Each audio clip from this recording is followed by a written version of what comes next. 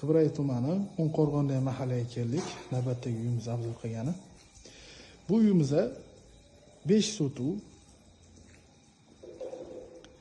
7 ta xona. Hozir obzor qilib beraman, ko'ringlar, baho beringlar. Narxini oxirida aytaman. Mana bu yerda bizada yozgi oshxona qilib joy qilingan.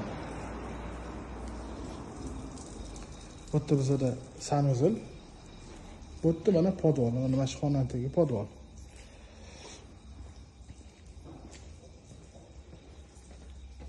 Bu yerda alohida bitta xona.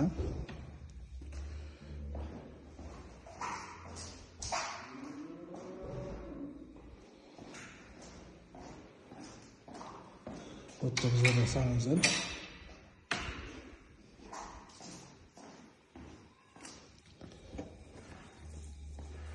Bu yerda bizada yana bitta xona.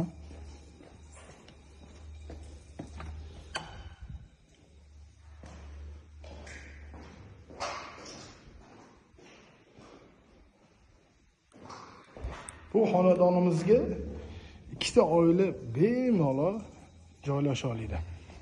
Ko'rayotgan bo'lsanglar, bu yerda bitta xona, bu yerda bitta xona. Ichkarida 5 xona. Bu yerda alohida 3 xona, bu yerda alohida 2 xona. Hozir shuni obzor qilib beramiz. Mana bu yerda ko'rayotgan bo'lsanglar, shuna sharsharalar chiroyli suvli oqadi bu yerdan. Mana ko'rayotgan bo'lsanglar, zonalar bor, qilingan. Bu yerda mana besedga o'tiradigan joylari. Bu mana ko'rinishi. Xo'p, bu xonalikdan boshlasak.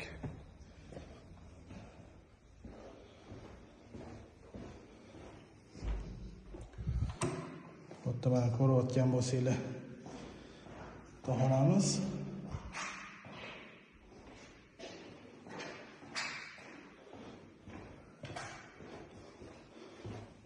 Bu yerda sanuzil. Va bu yerda yana bitta xonamiz.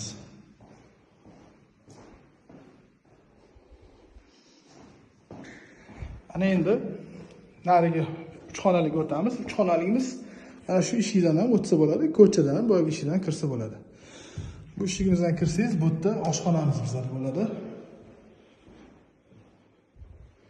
Mana bu oshxonamiz. Va mana keyingi nariga 3 xonali uyga kiramiz. Bu yerda mana kiraverish. Bu xonadan boshlasak, bu xonamizni mana o'shanga bugun chiroyli qilingan.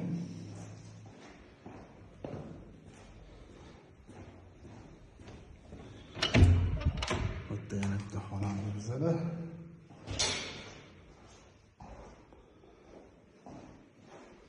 Bu yerda bizada sanuzil.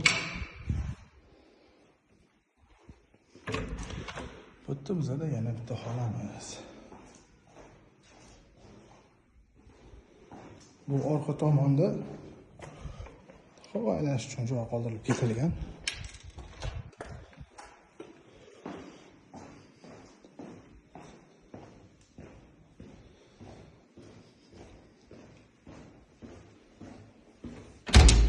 Mana qo'shimiz bu tomondan chiqdik.